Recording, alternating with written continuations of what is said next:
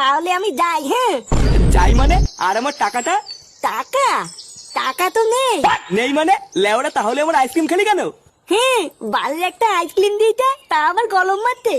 আইসক্রিমের টাকা দাদু দিয়ে দেবে নে। দাদু দিয়ে দেবে মানে? তো দাদু আবার কোন চোদ না? কে? আমার দাদুকে চোদ না বললি? তোর এত বড় খাউত মাদার তো থান্তির তোলা তোকে তুলে দেবো নে। কি হয়েছে? যত বড় মুখ নেই তত বড় কথা। দাঁড়া। এই শুনে বাচ্চা, আমার আইসক্রিমের টাকা দিয়ে যা।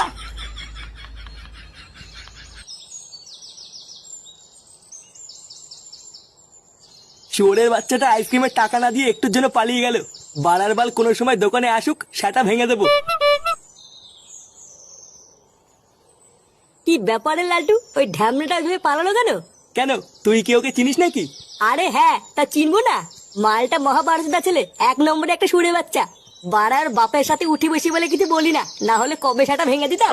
তার মানে লেওরা তুই ওকে খুব ভালো করে চিনিস, তাই তো? আরে হ্যাঁ হ্যাঁ, ওর নাম হলো ফাটা, ওকেও চিনি ওর বাপকেও চিনি। তাহলে বাড়া দে, তুই আমার টাকা দে। আমি টাকা দেবো মানে? আমি কিসের টাকা দেবো? কিসের টাকা দিবি? চোদ না, ওই শান্তির ছেলেটা আমার আইসক্রিমের টাকা দেয়নি। ভালোভাবে তাড়াতাড়ি টাকা ফেল, না হলে কিন্তু তোর গার ভেঙে দেবো। ভোদার বাল, ওর টাকা আমি কোনো দিতে যাবো? ওর টাকা ওই দেবে। আমার কাছে কোনো টাকা নেই, আমি কোনো টাকা দিতে পারবো না। তার মানে টাকা দিবি না, তাই তো? আরে মহা মুশকিল তো, আমি কেন টাকা দিতে যাবো? আমি কোনো টাকা দিতে পারবো না। টাকা দিবি না চুদির ভাই? হেই!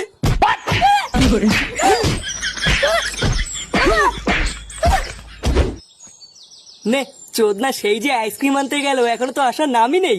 লেওরাটা কার গাড়ির ভিতর ঢুকে বসে আছে কি জানি।